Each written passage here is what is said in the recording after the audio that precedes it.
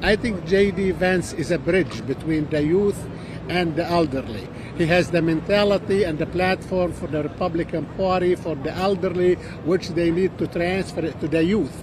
And he is the perfect guy. He served in the Army. He's a veteran. He highly educated from the best universities of the United States. He is married to a lady from Indian background, so they cannot accuse him of racism. He's a man of faith. He understands wars and he understands how to fight wars, but in the meanwhile, he doesn't want to take our boys also to wars. He cares about the inner cities. He cares about poverty.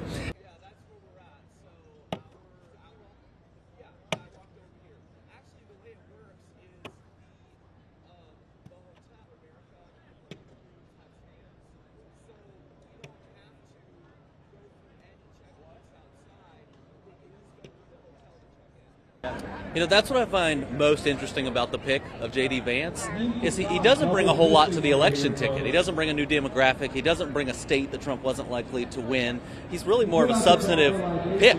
And, you know, it was a surprise to everybody yesterday, and there were all sorts of rumors flying, and no one knew who it was going to be, and I think we were all kind of getting our heads around it. But I think it's a good pick. He's substantive. I think he's picked for policy. He was picked almost as Trump had already won, you know, picking a running mate, not a political choice.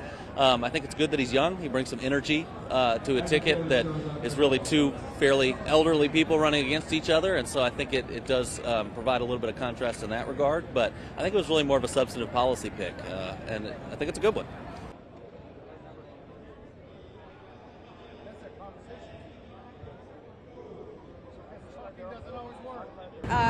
I don't know a whole lot about him, but the things I've seen when he's been interviewed on TV, I've liked him. He's strong.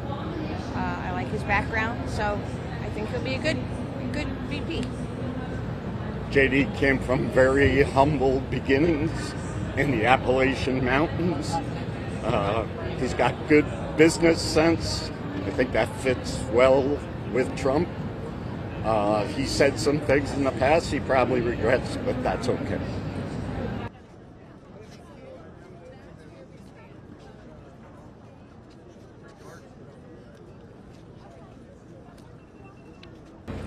Very patriotic. Okay, he's America first. He's somebody who has a lot of credentials, which I admire. He's a military person. He fought for this country. He came basically from nothing, and he built an empire. You know, he well educated himself. He went to Yale University, and under impossible condition, he's right now the vice president. This is somebody from a page in history that we can take. You know, that is a success story.